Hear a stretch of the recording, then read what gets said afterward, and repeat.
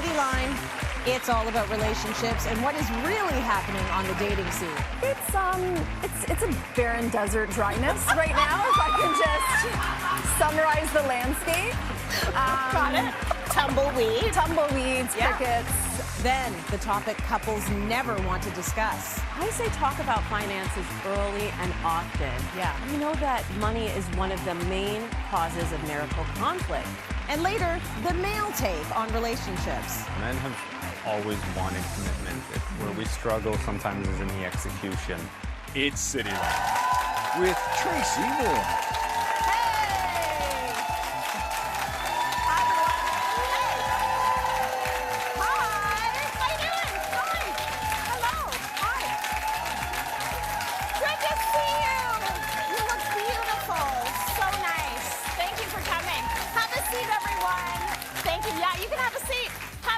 Sit back, relax. We're going to have a good time today. Welcome to Cityline.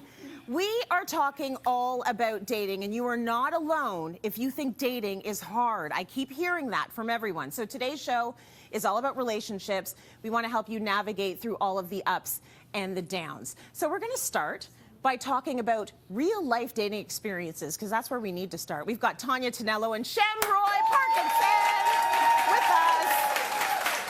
Yeah, go on in. Come on in. Have a seat. Hi. Thank you, thank you, thank you. Yes, have a seat.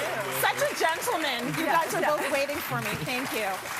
I'm so happy that you came here and you're good being honest about all of this stuff. Some people are a little bit shy to talk about dating and getting into their personal lives, but I want to start with the basics. So I want to know, do people still meet each other in real life? Does dating still happen face to face? Shem, I'm going to start with you. Yeah, I think so, but I also think it's been normalized to date online, right? And to reach out with using the apps and whatnot. You got to get comfortable in 2024 doing that. But it is a little awkward, I think, nowadays to meet in person. Yeah, okay. sure. And TT, how about you? Like, are you meeting people in real life? I am. So I haven't been on dating apps for over a year. Okay. But I've gone on a bunch of dates throughout the last year. So yeah, it happens. Okay, so it does happen. That makes me happy because I'm stuck in like 1994 where people like would just go to the club and like give each other numbers. Yeah. So can you tell me about your dating life, Tania? Tell me a little bit about it. Oh, Give me dear. like I guess I should have expected this question. Yes. Like how are things going? It's a barren desert dryness right now, if I can just summarize the landscape. Got it. Tumbleweed. Tumbleweeds, Yeah. crickets, Dust. all of that. Yeah. But truthfully, admittedly, in the winter, I take a little bit of like a hibernation breather Yes. for myself. I just can't battle the snow and slush to go on a date. Yeah. So it's been a little bit me lately. The last Sure. date I went on was in early December. Okay, that's fair. I think we should all hibernate in the winter, to be honest with you. Like, who wants to be out there and all that slush? Totally. Why do you not date online? Like, why have you not been online in a year?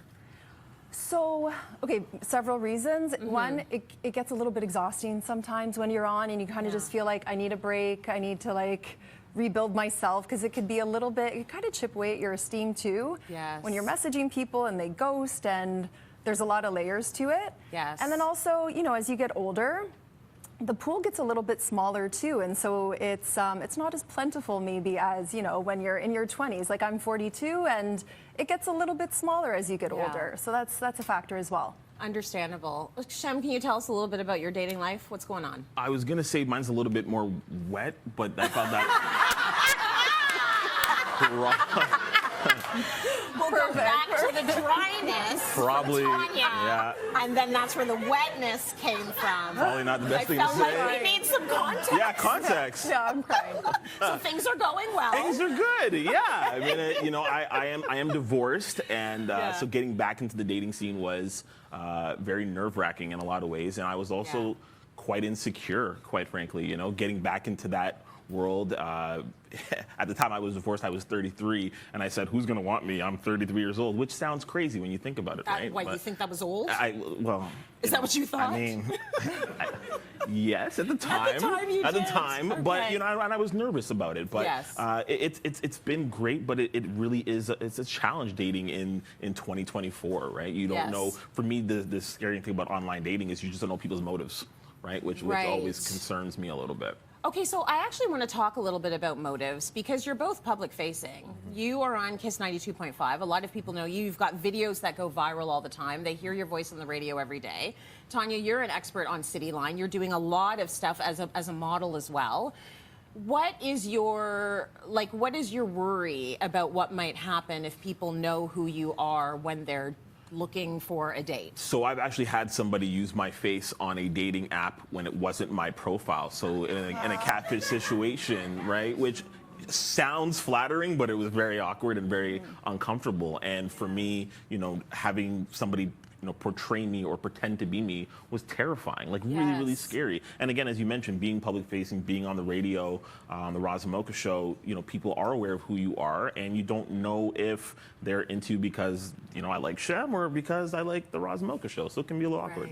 Yeah, if they just want to be fame adjacent. Totally. So they stole your face. They could have done better. No, it's a beautiful all face. good. It's all good. But you were like used as a catfish Totally. face. Yeah, very awkward. Oh my gosh, that's kind of flattering, Yeah. but also violating. Very violating. Extremely Yeah. violating. Totally. Yeah. How did you even find that out? So the person that I took, the person who did it, we took a picture together. It was actually a fan, and they instead cropped themselves out and used me as the picture, and then we found out that way. That is brutal. Yeah. Wow. Do you worry about it at all? Because people see you from TV. Do you worry about dates wanting to date you because you're on TV? No, I really Not don't. at all. For me, it's just more a matter of are they looking to up their style, and maybe they want me to I get a little suspect when they suggest a mall for a first date. I'm like, really, square one? Okay. Right. Yeah. You're using me. Yeah. For my sartorial sense. Do you have any? Well, you've already told us sort of your not fun story. Do you have any not fun dating stories that have come up? Oh, geez. That could be an Can you entire pick? show. Yeah, I'm like, let me narrow it down. But one story that really stands out is actually, so I went on a first date with someone, and he brought me to Au Noir, which I don't know if you're familiar with Au Noir, No. but it's a restaurant that you dine completely in the dark. Complete dark. You can't see a thing, and the servers are blind. It's actually an exceptional experience. I highly recommend it. For a first date? But for a first date. So, and I didn't know where we were going. I just found out the day of. So we Okay. met right before going into the restaurant. So, I got to see his face, Yes. before that for a handful of minutes. Yeah. But yeah, it was a very unique experience to be in the dark dating for the first time. Yeah. And so we ordered a couple of mains. He got the steak, I got fish, and then we were going to try to share it. So we're across the table from each other. Yeah. Literally, you cannot see a thing. Okay? Nothing. Nothing. And so he was like, here, bring your face closer. And so we're trying to if you don't mind, Sure, I'll use, no, okay? yeah, go ahead, yeah. You're me, you're Tania, I'm him. And so I bring my face closer, and so he holds onto my chin, and then he wanted to feed me, so he brought the steak to my mouth, which hits my nose. I'm like, no, that's not it.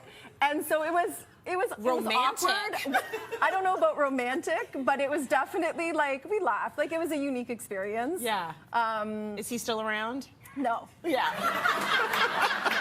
No, he's not. Yeah. Not for that. Not For some other things. There was steak in your nose. That's quite a date. Just a tap. Yeah. Just a tap. Listen, I want to get advice. Literally asking for a friend. Where do you meet people? Shem. Yeah, as I mentioned, I think you have to get comfortable with the idea of potentially doing online dating. It's very normal. It's not sort of taboo anymore. Yeah. Also, reach out to friends and family who might know somebody. For Okay. sure. How about you, Tania? Where are you meeting people, and where do you meet people? I know I said I've been hibernating, but I also do go out a lot for work events. do, And yeah. so I think it's just going out and actually not being at home. You're not going to meet anyone at home. So the No. more you're out, the better. I've met someone at Freshco, good. near the eggs. Near the eggs. Were you both trying to get your dozen, checking out the eggs, and your hands touched? Something like would've been that. cute. That Both would've been complaining cute. about the price of eggs. Sexy. Yeah, so yeah, just going to the gym. Yeah. One of my best friends met her boyfriend in the elevator of her condo. They live in the same condo. Aw. Yeah, very convenient. So Okay. yeah, just getting out. So the advice is leave your living room. Correct. You've got to go outside. And Yeah. also be okay with online dating, which is a Totally. tough one for a lot of people. Yeah. Thanks to both of you for being so Thank you. candid. We so appreciate Thank you. you. Let's go to break. We got so much more coming up. Just going to put some steak in your nose. Coming up, when to have the talk. can talk about it on the first date. It's going to come up on the first date. Yeah. Because you're going to get to eventually somebody has to pay the bill.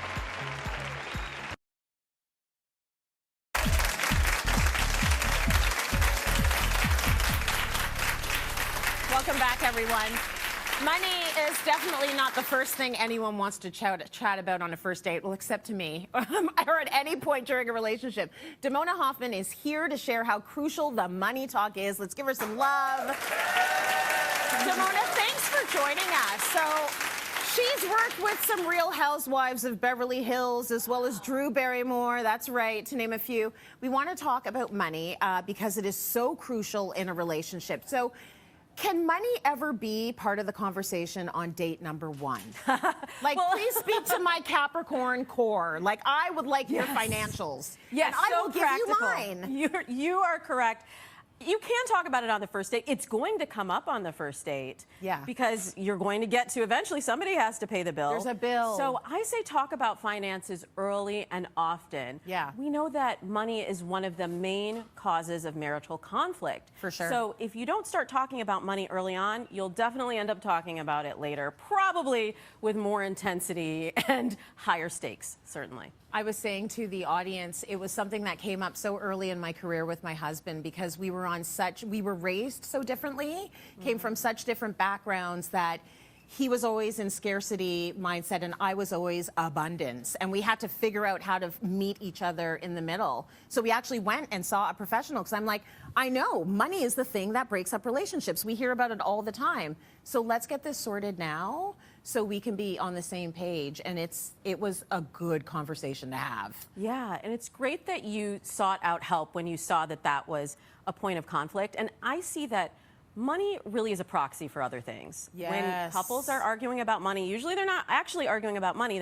They're arguing about safety and security. Control. They're arguing about flexibility, control. Yeah. Yes. So if you can use money as a tool to talk about those other things, then you can get it all out in the open. And you know, secrets are really the worst thing for relationships. So using money actually as a tool to have those deeper conversations is a great way to go. So honesty first. Get it all out there. Honesty first. What is your opinion on joint accounts? Do you just put it all in the kitty? Do you like have separate accounts? What do you think about joint accounts? Well, I believe in a joint budget first and foremost. So as a couple, you're probably sharing a household together, maybe owning property together. So it's important to split up how you are going to allocate your income. And, you know, some couples may decide to split it based on a percentage of income. Some may decide it's a flat amount. But you got to talk about that so that one person doesn't feel taken advantage of, the other person doesn't feel shame. And then the other great thing is that it allows you to live out your relationship dreams when you have these conversations about the budget and what you are saving for. So you visualize what you want to do, then you plan, then you get the tools. So for example, like you want to go on a wonderful couples trip to Europe. You visualize what are you going to do on that trip? How much is it going to cost? You budget for that. And then you can get the tools that you need, like a WISE account, for example. If you're going to go to Europe, you can have this WISE account it's a global money account that will allow you to send, spend, and hold currencies in over 40 different currencies in one place. So then you can take your WISE account, you can take your WISE card when you go to Europe, and you can spend it like a local, and you can live out that fantasy that you visualized when you were in your kitchen planning for that trip. Because the anticipation and the planning, I feel like that's half of the trip. You know, like have that fun, that dreaming. You have the dreaming and the anticipation, you have the actual trip, and then you have all the memories afterwards that you're going to keep talking about. So I agree, it's about all of that. Let's talk a little bit about paying bills. So what do you're in a marriage, how do you divvy that up? In my marriage, we have one joint account, and we both pool our funds there, and then we each have individual accounts that are our business accounts where we can have our discretionary spending. And that's like the thing that you brought up with your husband.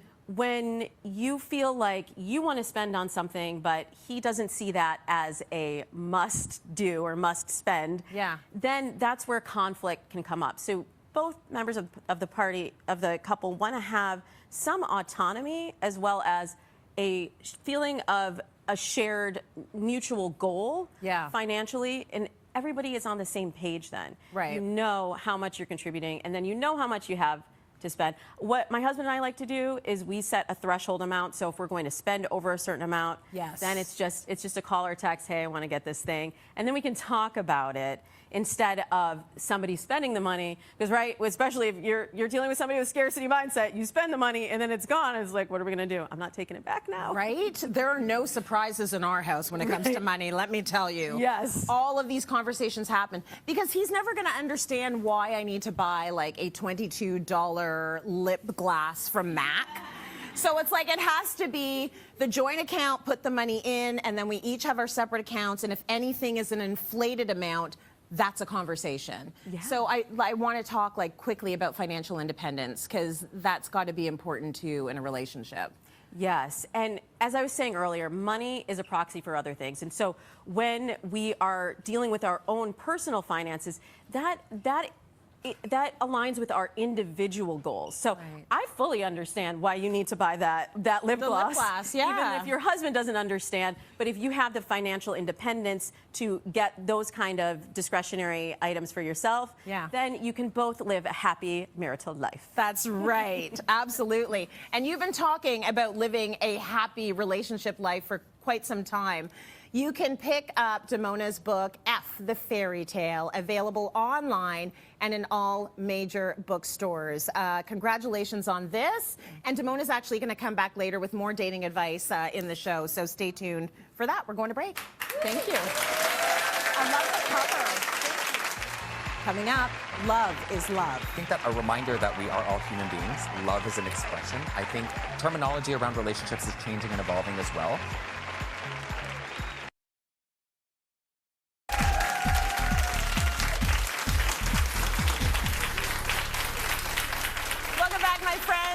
It is a whole hour about dating and relationships. Living and loving beyond heteronormativity is about embracing diversity, challenging societal norms, and creating a world where everyone can live and love authentically. To tell us about their joys and adversities are Renee Sferrazza and Daniel Reyes Cocka. I'm so happy we're doing this. So I want to start with something that, you know, some people might call controversial, and it's coming out stories. Not everyone believes that there should be or has a coming out story, but you two have already told us you're okay about talking about that. Yes. Okay, so Renee, tell us a bit about your coming out story. I think it's so funny because I'm definitely the person that did not have a coming out story. Yeah. Like, you know, it's so funny. When I look back on my life, I'm like, why didn't I realize I was gay? Every, like, movie I've ever watched as a kid, I'm, like, zooming in on the female lead, like, the greatest thing has ever happened. Yeah. But, you know, I didn't figure it out because I was mainly focused on becoming myself. I was bullied a lot in elementary school. High school was just about making friends. University was about finding my career. I didn't even start to realize my own sexuality until like the middle of my 20s. Yeah. That's when everything kind of changed for me. But I didn't even come out to my family. I just kind of kept changing in my own way. And then for my very first girlfriend, I brought my dad to a party and her to a party and was like, I'm dating. You guys meet. Goodbye. I'm going to go somewhere else and do this party. Yeah. And I basically did the same thing to my mom. They're divorced, so they got separate introductions. Yes. But for me, like, I come from an immigrant family background. My parents only meet the most important people. They met two Absolutely. boyfriends, they met two girlfriends, one of which is my current partner, and that was it. And that was it. And they didn't ask a lot of questions. They're just like, okay. Yeah, you know, like I had a little bit of a rough time up until that point in life, and they were just more like, okay, you got a house, you got a bank account, this person loves you, that's amazing, everything's cool, great. Good. Great. That's all they cared about. Yeah, because Yeah. parents love you, and that's all that counts. Are you happy? Yeah. Right? Daniel, how about you? You know what? I'm actually a little bit the opposite. So I do Yeah. have a coming out story, but I was similarly very bullied in high school. Like, like ferociously bullied. And I wasn't really comfortable being myself. I mean, I am loud and proud today, but high school was a hard time.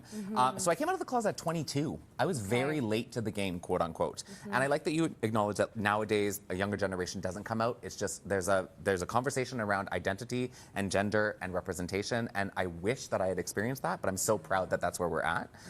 So I came out at 22. I started dating. I had a lot of fun dating. I mean, coming out was interesting because my father was a little bit more conservative. My late dad was French Canadian, and he didn't take it very well when I first came out. And then it was the opposite about 6 months later. So every gay person was going to be my boyfriend. Every single gay person. And I was like, it's okay. Like, so it was a nice change of pace, though. Yeah, absolutely. Okay, so when you did start dating, Daniel, what was that like for you? Do you remember looking back? Okay, so I'm old enough to remember before the apps. Yes. Yes. Yes. And I really appreciated that you could go to the bar, you could go dancing with your friends, or friends of a friend introduced you, right? That was sort of how you got to know people, was in person. Yeah. The apps these days are Is interesting. that baby Daniel? That is baby Daniel. Oh, There he is, cute. 20-year-old me. That's when you used to bring a camera before it was a TikTok thing to bring a camera places, That's right. Yes. Yes, you did. Yeah. Yep, Back yep. in my day. But I had a lot of fun in my 20s. That's Yeah. how you got to know people. You met them through friends, and dating was an experience and exciting. The apps these days are a little interesting because I hear horror stories from friends that are dating, Yeah, me and a lot of too. time it's very. I'm going to say this as PC as I can for TD, transactional and physical. And Yes. it can be hard to find a true connection.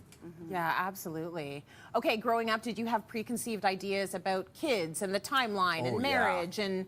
Oh, yeah. I grew up in a household, I loved Disney movies. I loved the idea of a fairy tale Yes. happily ever after, even if I was going to marry a prince and not a princess. So I thought that by 30 I needed to be married, by 35 I needed to have kids. I had a timeline in my mind.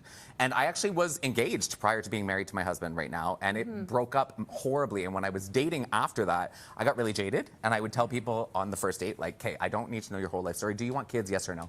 Right. Like that's where I had ended up, right? Yeah. Because I was just really angry with the world and dating and all those things. So now I live in a much more realistic timeline. Life changes and evolves, and you never know where it's going to take you, and you've got to just sort of go with the flow sometimes. Yes. Yeah. Yeah, we got to get rid of these arbitrary deadlines. They actually don't mean anything at all.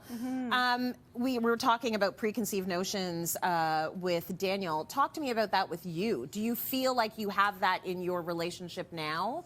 So it's so funny because, like, for me and my partner, who I've talked about on the show before, like, what we really like about our relationship is that it doesn't come with any of these preconsidered gender norms. Like, that's me and my partner there. We did a Diwali party, and what I love about this photo is we're smiling, but that high five is when we realized the party was going well, and we're like, yes, now we can relax. But, you know, we don't have these preconceived notions of my gender dictates I'm going to do this. We just kind of go for whoever is the most competent will be in charge of this. Okay. And vice versa. And we often say, I'm the chef and you're the sous chef on this. So where it's very much a partnership in any conversation. And that's the best thing about it when it comes to financial planning, when it comes to how we want to look at our lives or what we want to do, or even the mundane stuff like fixing the car or whatever. It's whoever's Right. best is in charge, and then the other person helps. And so you get to make your own rules with who is going to do what and how that's going to work. Yeah, my partner really likes the car. She has no idea how it works. I am in charge of the car and all of the fixing of it. And she is really great at many other things that I am terrible at. Got it. Yes. And I think that that's good. It's nice to have someone that can fill in, you know, have the strengths when you have the weaknesses. Exactly. My husband jokes around every day. He's like, oh, Tracy, I was just going to take out the recycling. I know I've never done this before, but is it just out the door? He's the only one who does it. So it's a running joke now. It's like, do you even know where it goes, Trey? I really like him. I do something similar. He's like, so I'm just going to, I'm like, okay, sure, you can do it this once. Listen, we can all learn from each other. So what can hetero relationships and people that are dating in heteronormative relationships learn from your relationship, Renee? I think it's really important to like understand who your partner is and give them the space to like be themselves. Understand how they are in arguments, how they treat their life around them, how they feel about certain situations, and what time that they would need. And always to remember that how they interact with the world is not against you. It's you're their partner. Yeah, you're pushing in the same direction. Daniel, how about you? What can we learn? You know what? I think that we live in a world that others a lot right now. Yes. And everything is about, well, I'm not like this, so I'm going to hate it or be angry at it. I mean, let's be perfectly honest. I am very much myself. Fabulously, I'm wearing patent leather high heels. I have acrylic nails. I have pink hair. But when I share things on social media, both about myself and about my relationships, it gets visceral hate. So I think that a reminder that we are all human beings. Love is an expression. I think terminology around relationships is changing and evolving as well. There's new definitions about what love is, what monogamy is, what finances are. Like, there's a lot of ways to express yourself in different ways now, and I love that. Yeah. But that we are all still human beings, loving one another. I do like the idea of taking a beat for a second to understand that other people have different perspectives and journeys through life. So even if you don't understand it, or if it's not your journey, you can take a second to try and understand. Like, just, you don't have to hate it. Exactly. You don't have to hate it out the gate. And I agree 100%, Daniel, that's where we're at right now. Yeah. You know, there's no sort of neutrality. There's no waiting for a minute and trying to very understand. reactive. It's Yeah. reactive. Yeah. And it's mostly reactive negative. So thank you so much for being so honest with these Thank stories. you. It's so Thank great to hear you. from our experts about your personal lives. We're going to break. We got more coming up. It's all about dating and relationships. Stay with us. Coming up, men and relationships demystified. I think a lot of men want relationships. There's that innate desire to connect.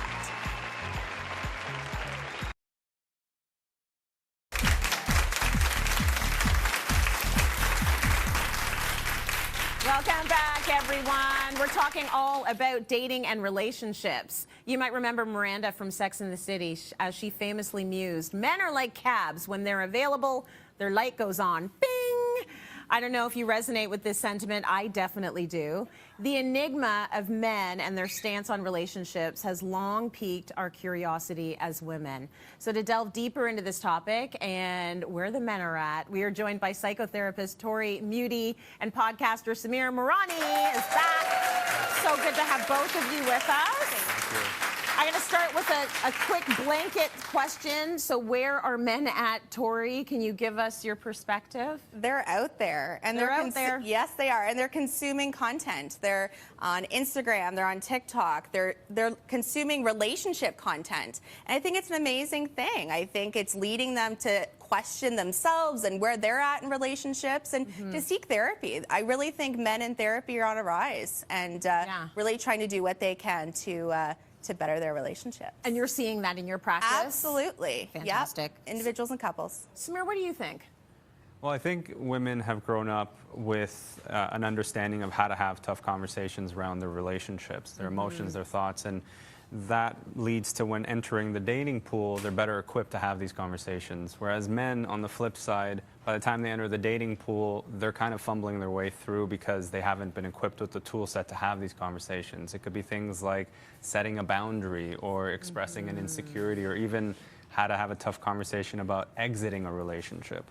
Yeah, okay. So these are all the things we're learning on TikTok now, or with our psychotherapist, right? So, Tori, this one's for you. Do men want relationships? And how do they feel about commitment and marriage? I think a lot of men want relationships. There's that innate desire to connect.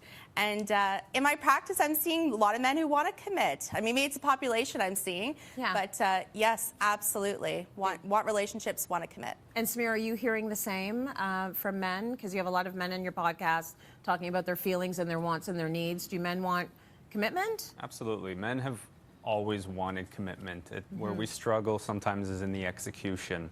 We want to open up to our partners. We want to have these tough conversations, but we don't have the tool set, as I mentioned.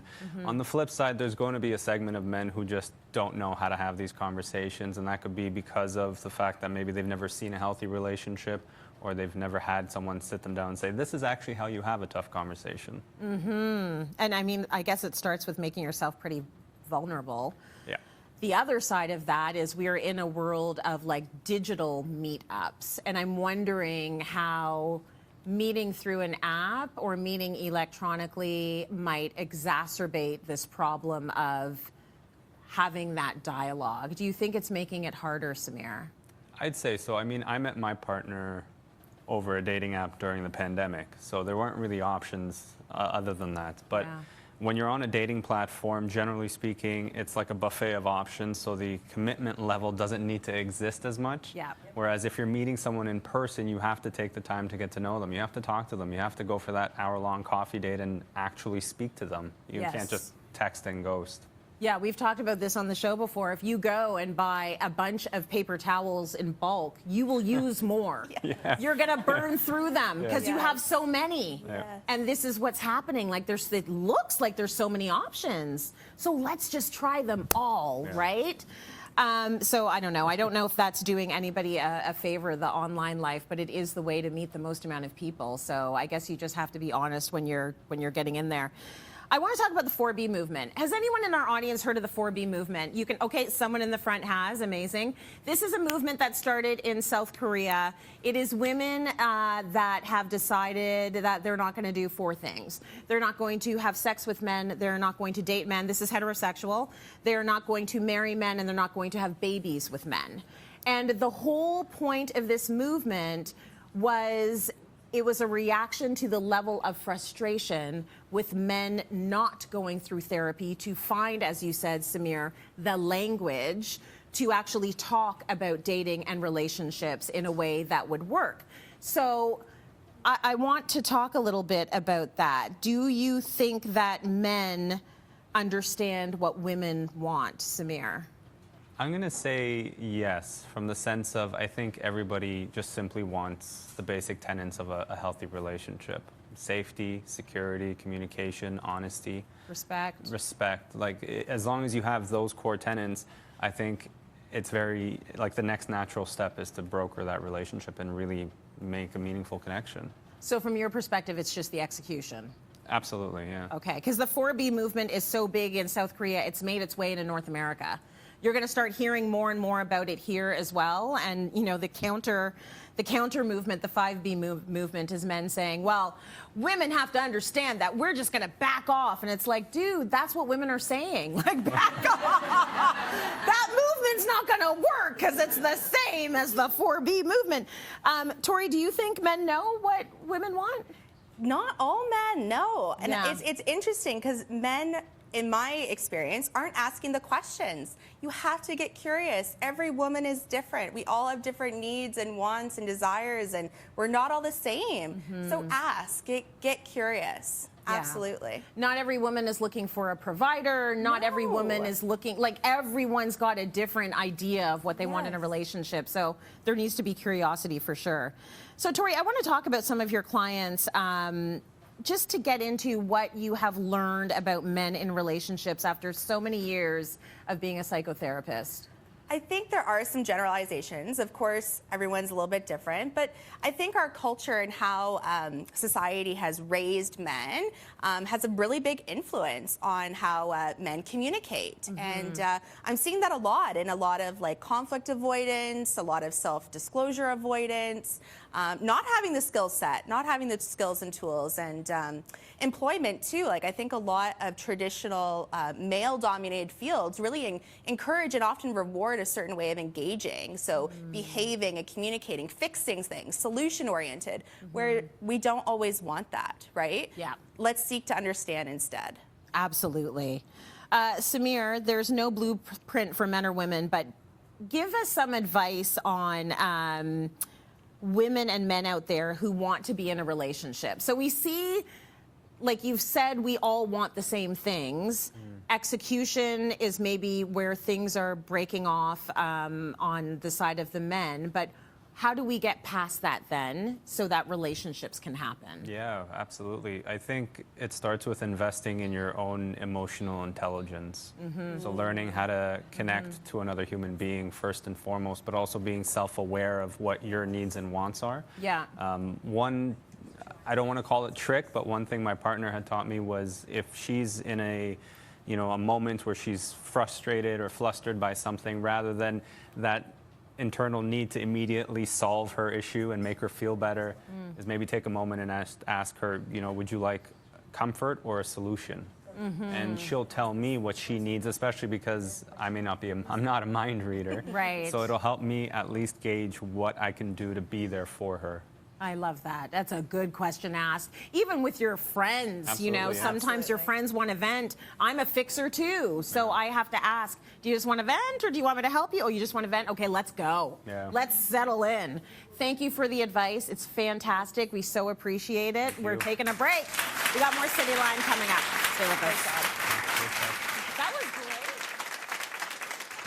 Coming up, making long distance work.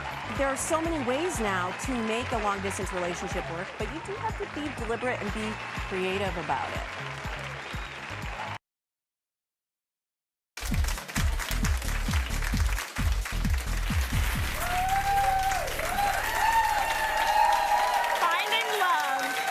The best feeling, but when you find love miles and miles away, it can make it a little bit difficult to hang on to. So Damona is back to help navigate love beyond borders. Damona, thank you for joining us again. So talk to me about long distance relationships. Are they more common now? Because I imagine with technology they might be. Oh yeah, they're definitely on the rise. When you think about the way that we connect and communicate today, it's totally changed, especially in the last few years.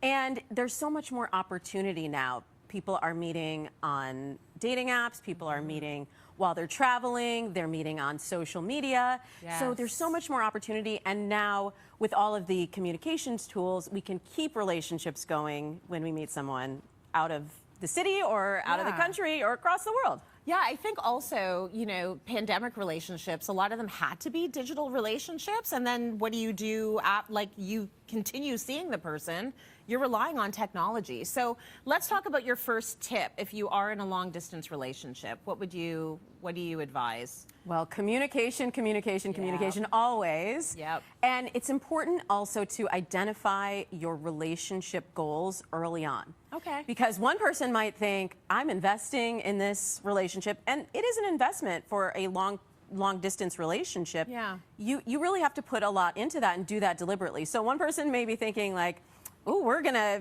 get married down the road, and the other person may think it's just a fling. Yes. And if you're going to enter into a long distance relationship, you want to make sure you're doing it on the same page with the same expectations. Absolutely. Do you feel that people usually find it hard to have that conversation? Oh, I feel like there's some hesitancy because it's almost like they don't want to put their vulnerability first and then the other person pull back. yeah, that's exactly it. That's what I see, even with relationships that are in the same city. Yeah. We're so afraid of being hurt, Yeah. and we're so afraid of opening up and saying what we really feel that we can't get our needs met. So we need to be speaking up a lot more and asking for what we want. Absolutely. Okay, now long distance, you say that we need to get creative if you're in a long distance relationship. So what do you mean by that? Okay. We are so over the like good morning beautiful text. That doesn't do it, right? That doesn't do it anymore. Need a little more than that. Yeah, you have to be a little more creative. Plan virtual date nights. Make sure that you have a regular time that you're going to see one another, and you can build that anticipation. That's the magic of a new relationship. I can't wait to see this person next. And you can still do that virtually if you plan virtual dates, like do a sushi night together. You get your rolls from your place, your partner gets their rolls from their place, and you have your joint sushi night together. Or do a virtual game night or a virtual movie night. Like, remember you used to like stay up on the phone with your boyfriend until all hours watching and talking about what happened on the screen? Yes. You can still do that, and you can do that with video, or you can do that on the phone. Yeah. There's so many tools available. You just have to get creative with it. Oh yeah, I'll take you way back to the days of landlines when you're on the phone and your parents pick up the phone while you're on it. Oh, and you're yes. like, I was what there. did I was she there. hear? Right? Oh my gosh. Okay, so let's say you're in a long distance relationship, and the barrier is the lack of physical touch, because that's the one thing you can't do through a computer monitor. Or can you, Tracy? Or can you? What do you suggest? Remember I said there were new tools and there's new technology? Yeah. So Let me like tell you. phone, Let me there's tell you. phone sex. Well, there's phone sex. Yeah. Yes. That good old-fashioned phone Good sex. old-fashioned, yeah. There's video now. There's video. And are you ready for this? There's more. There are wearables. So What are we wearing? you can wear like a toy Yeah. that then is controlled by an app by your partner. Like in another country. Any amount of miles away, anywhere. Yeah, yeah. So you just go to work and you're sitting there, and all of a sudden, They're interested. Zoom. Oh, And you will feel the love, Tracy. You will feel the love. who knew? Literally. Oh my gosh. I knew. You knew. And all of these tools were not available. They weren't even available, 5 or 10 years ago. Right. So there are so many ways now to make a long distance relationship work, but you do have to be deliberate and be creative about it. Right, okay. So the communication, and you can do the touchy-touchy. You just need the wearables. I mean, that's amazing. Do you have any last advice for anyone out there who is in a long-distance relationship to keep it going? Well, you also have to think about your own self-growth and individuality in the relationship. So this is actually true even for relationships that are not long distance. For sure. I see so many times people lose themselves in relationships, and we forget about the hobbies and the interests we had and the people in our community, our local community. Those are the people who are going to be there for you no matter what happens. So you want to make sure that you're still prioritizing self-care and individual growth so that you're both coming to the table whole, and you can amplify one another instead of looking for somebody that's going to complete you. That's the old way. You're both whole, and you're just amplifying. You're just even greater when you're together. I love that. Yeah, come together as a whole person. Damona, thank you so much. Thank you. Let's go to break. More coming up, everyone. Oh, so good.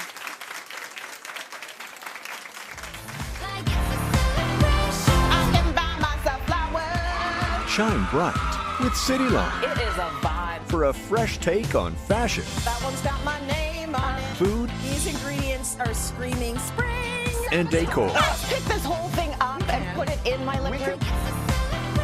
It's the perfect way to brighten your day. Literally light up your morning. Wow is right, honey. Wow is right. Cityline, weekdays, only on City TV.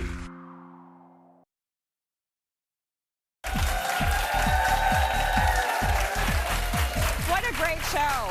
You know what? I've been happily married for almost 18 years, but I'm totally fascinated by relationships and dating. So I'm so happy we did a full hour dedicated to this. I want to thank everyone for joining Cityline today and every day. We have so much fun with you. We have a great time with our audience in studio. You all are so much fun. So great. And because you're so great, we wanted to gift our audience with a little something something. So the Grange of Prince Edward is one of the longest running wine producers in Prince Edward County's wine country. Located on 135 acres, the estate has some of the most significant vineyard plantings in the area. With that said, everyone in our audience is going to take home a complimentary tasting voucher for 4 at the winery. Cheers